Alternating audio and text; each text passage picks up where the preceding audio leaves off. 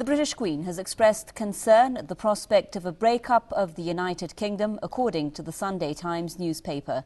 In a private meeting with Prime Minister David Cameron, Queen Elizabeth II signalled that she could be the last Queen of Britain in its current form. Britain's hereditary monarchy has granted extraordinary powers to the Queen. She's the one who makes decisions on war and peace and has the power to dismiss the Prime Minister. The Queen also appoints Britain's ambassadors abroad. Many of the monarchies in the Middle East, including Bahrain, Saudi Arabia, Jordan and Kuwait, have attained power with the support of the British monarchy.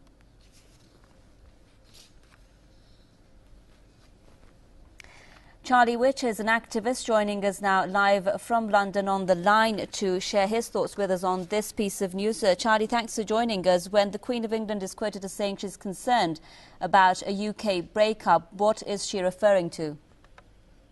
Well, she's referring to a 304-year-old union called the United Kingdom that was enacted in a document called the Act of the Union when the Scottish nobility eventually surrendered by corruption to the English crown. We're seeing a big campaign now in Scotland with the Scottish National Party going to run a vote to see if Scotland wants to break away from England. And I've just been in Wales for the last week, and there is a resurgent Welsh identity there. So what I think we're seeing is a spread of the Arab Spring revolutions coming to Europe. I mean, you've just mentioned in your report that Spain people are camping. So the British monarch, and let's not forget, all royal families are a parasite upon natural order and upon natural law, because we are all created equal under the eyes of God or the universe, whatever you believe in. So we are seeing the Queen, which is very nice, expressing her very rational fears that the slave ship that she and her parents helped create is about to crash into the rocks. And do you think it is kind of surprising for the British media to actually make public this concern at this time? I don't think it's very surprising, because the British media, like any media worldwide, is interested in sensationalism and selling us stories. And to have the head of the British establishment, the Queen Elizabeth II, expressing fears that this very bizarre union of four countries. I mean, let's not forget that Northern Ireland is still occupied by British forces, and that island is divided in two. But we have four countries united artificially under the Act of the Union, and it's only 300 years old, and empires have risen and fallen in much shorter times than that.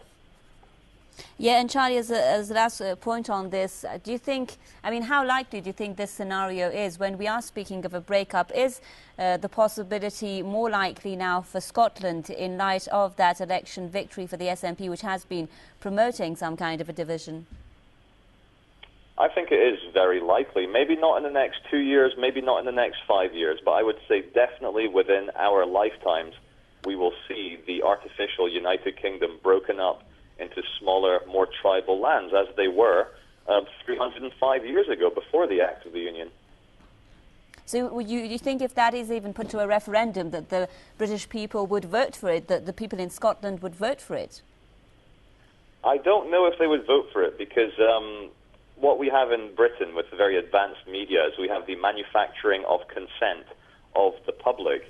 And so much like in any revolution, much like in any struggle, it will be down to a very small clique of very, very, very brave revolutionaries that may have to kind of accelerate this breakup. I believe that if we do take votes, the general public are so well conditioned and so well programmed by what the establishment want them to believe that they may very well not vote for a dissolving of the United Kingdom. They may actually choose to stick with it, because, as they say, better the devil you know, and people are run by fear, and they are scared of what independence might mean.